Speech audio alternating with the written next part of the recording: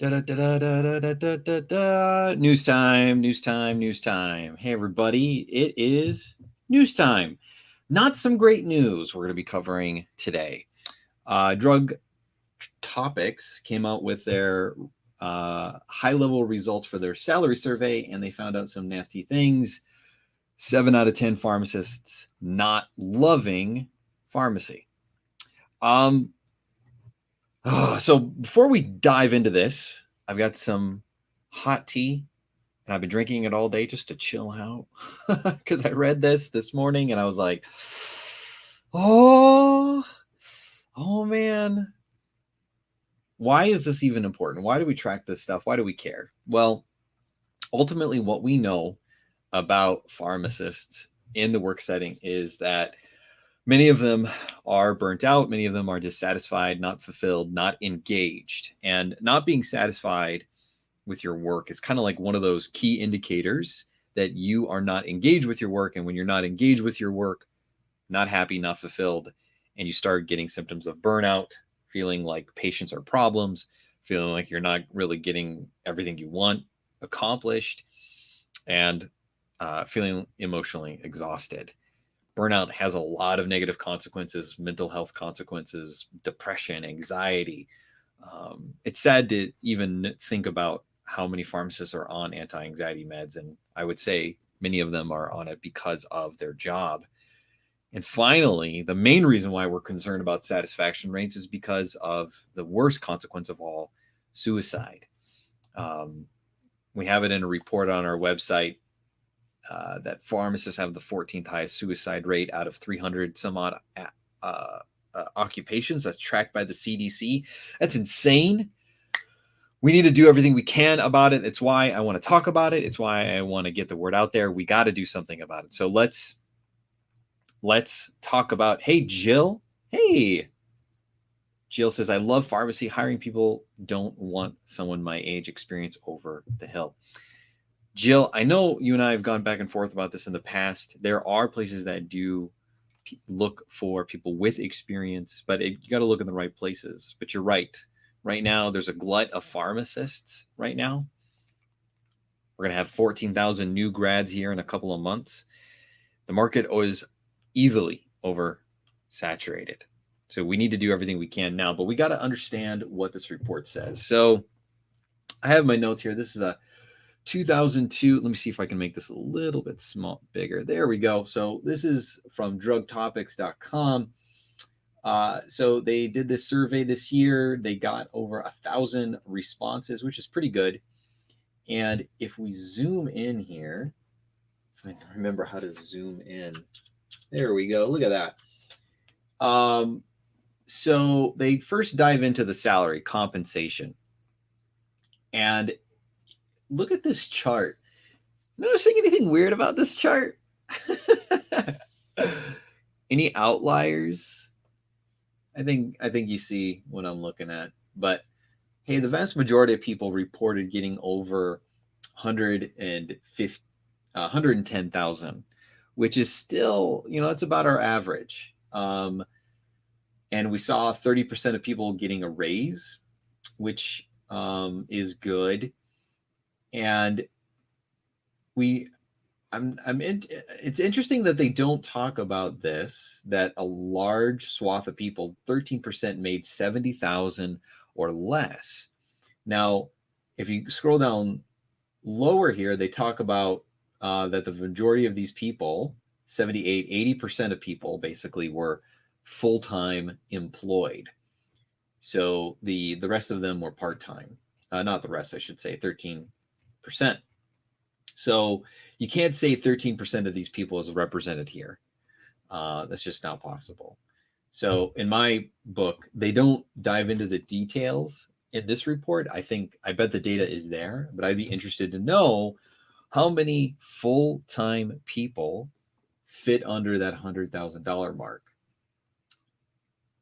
I think we're going to be seeing more and more of this trend that salary first-time offers, particularly for new grads, if you're looking into community or hospital, your typical settings, we're going to be seeing the salary curve going way down. So let's go into the rest of this. So the salary, no real surprises here. But let's go into the stress and the job satisfaction. So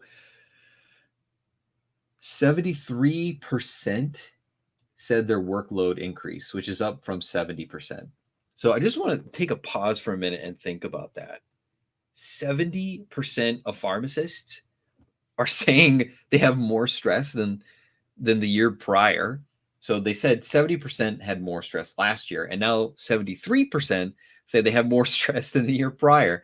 Now, granted, I don't believe these are the same people that they're surveying every year.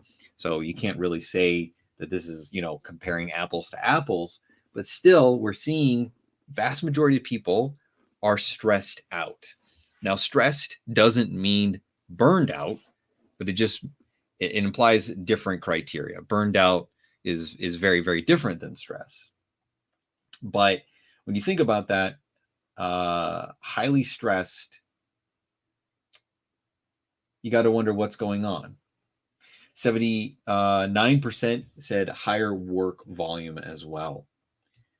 And I don't believe it's in this report, but I bet we would say, if you look at why are people looking at a job change, we know that they're 68% dissatisfied. So I'd be interested to know what about it is dissatisfying. And I'm going to guess it's the trend everyone knows: we're understaffed. I saw a pharmacist, Chris Calazola. I forget if I'm saying his name wrong. I know, but he asked, pharmacists, are you overstaffed or understaffed? And obviously, everyone feels understaffed at the moment. Going back though up to stress. So we know here. Oh yeah, they list for reasons why. I'd like to know how many people said this. Pharmacists submitted responses range from insufficient support. That's the first one. I'm guessing it's the most common one. Hey, are you feeling stressed? Do you think work right now is more stressful than when it was last year? Let me know in the chat if you feel that way. If you concur, things are getting that way. Love to know. Satisfaction. Now, this is where I get that 7 out of 10. 7 out of 10 score. So they say 56% of people in total say they're satisfied, very satisfied, or extremely satisfied. So this is one of those questions that's got a flawed design. So when you look at a question like this, there's 3 positive answers and 2 negative ones. And whenever you have a 5 scoring question like this, your middle one is always where people lie. They're neither positive or negative. They just have no opinion. That's what that middle one always represents. They say 26% of people are in that space. And to me, that doesn't mean that they're happy, that they're satisfied, that nothing needs to change. That means, to me, they're just like, they're trying to get through. They are like, the job is, I got no opinion. And when you have no opinion, that's like the first sign that you're trending downhill, that you are going down a path that, frankly, you don't want to continue down.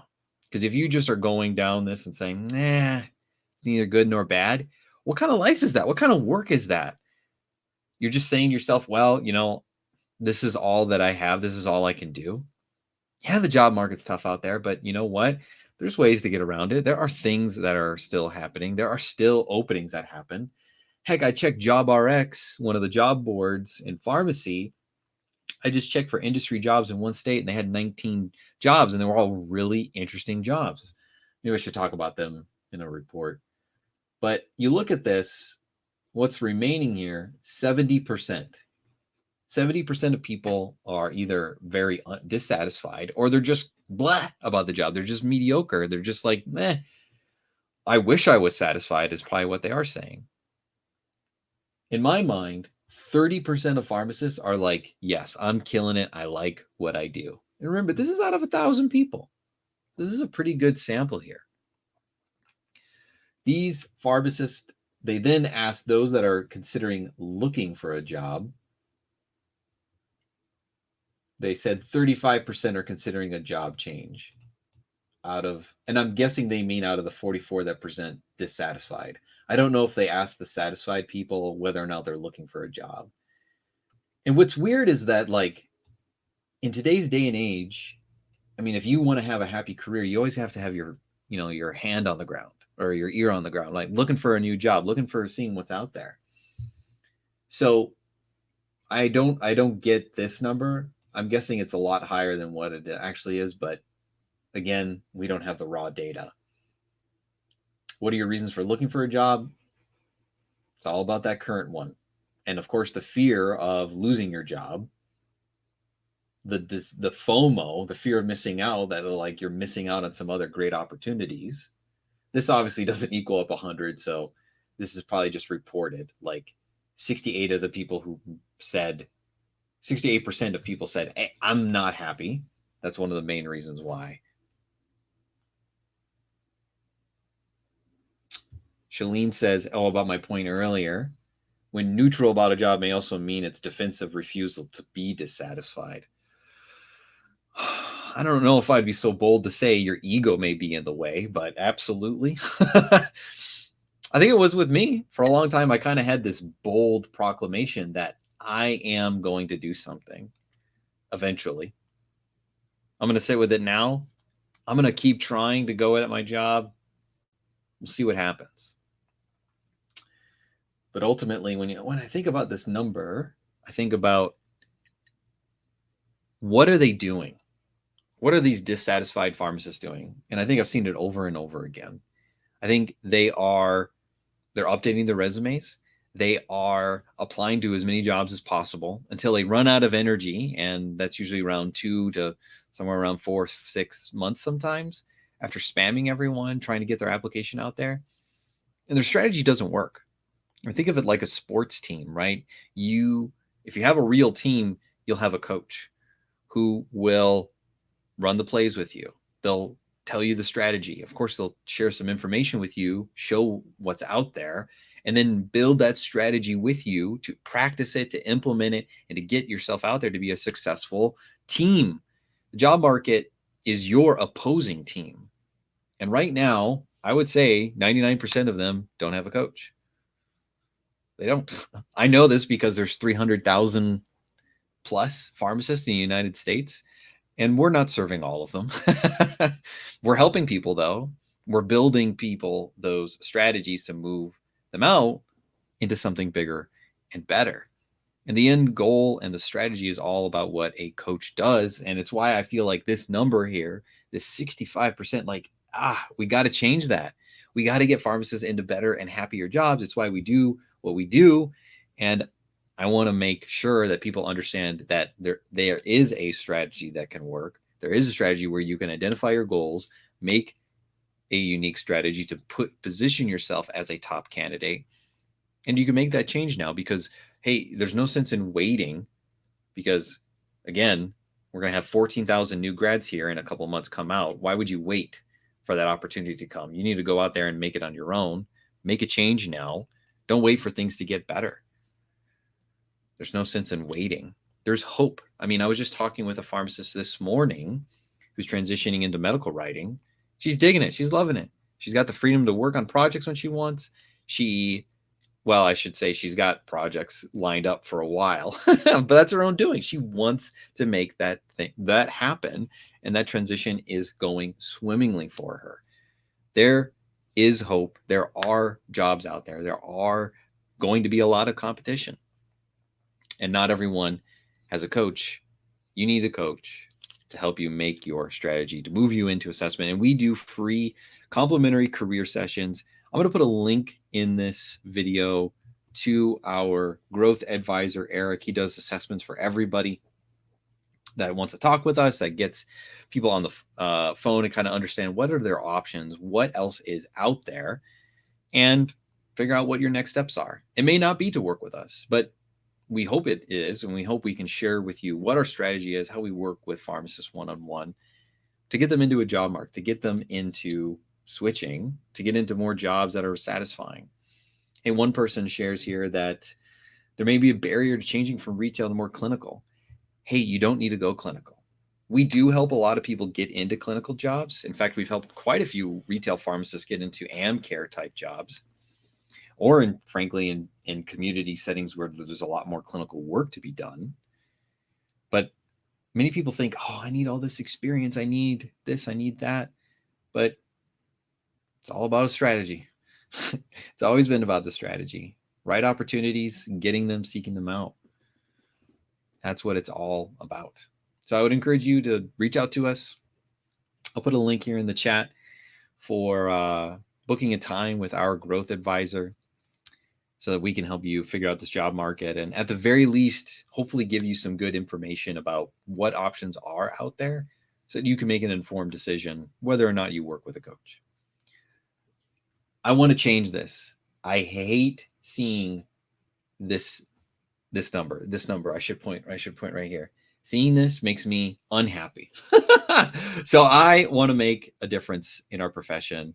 So hey, chat with us. Send me a message if you have a question, or if you're like, hey, what is out there? Happy to send you some resources. And yeah, let me know if you have any questions. And thanks for watching this video. Are we going to be replaced by robots? Hey, that should be our next video. How about that?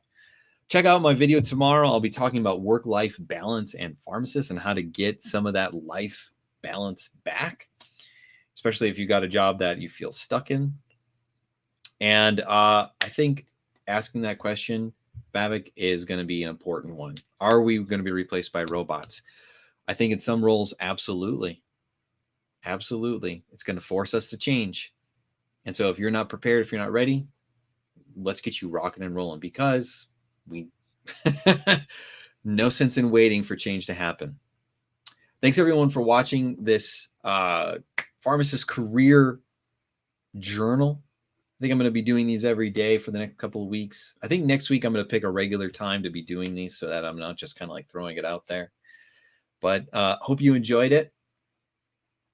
And I hope that you are loving what you do.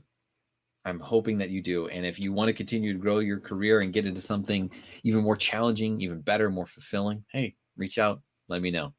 This is our specialty. It's what we love here at the Happy PharmD.